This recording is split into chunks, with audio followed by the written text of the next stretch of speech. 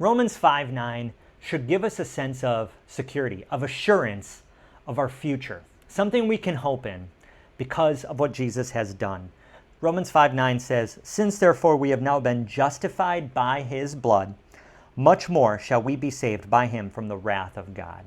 This phrase, saved by him from the wrath of God, is talking about the future, right? In the book of Revelation, it describes the coming judgment that is coming from God on a sinful world, on his enemies, Satan, all that. And what we have to remember is that we are not going to be judged and experience God's wrath or punishment or any of that. The punishment that every Christian deserves has already been dealt with on the cross. That's what we have to remember. When Jesus gave his blood, it was enough. It satisfied. It fulfilled. It is finished. We do not have to worry about this coming judgment in terms of, are we going to be punished?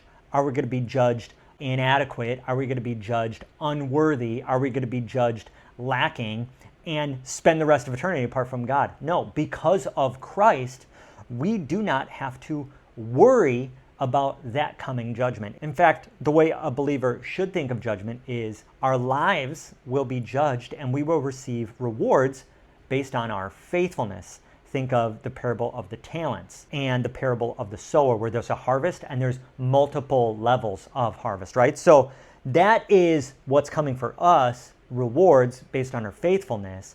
But we will be saved from God's wrath, from judgment, from punishment because of Jesus's faithfulness and the giving of his blood on the cross. Listen, the cross was enough. Jesus gave his blood. This is God in the flesh. If you think God in the flesh, giving his blood, giving his life, and us putting our faith in that is not enough, you either think way too highly of yourself or you think way too low of the sacrifice of the cross.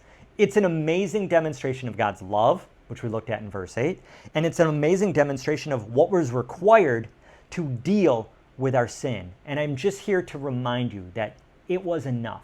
The cross absorbed all your sin, past, present, and future. It has totally dealt with your record.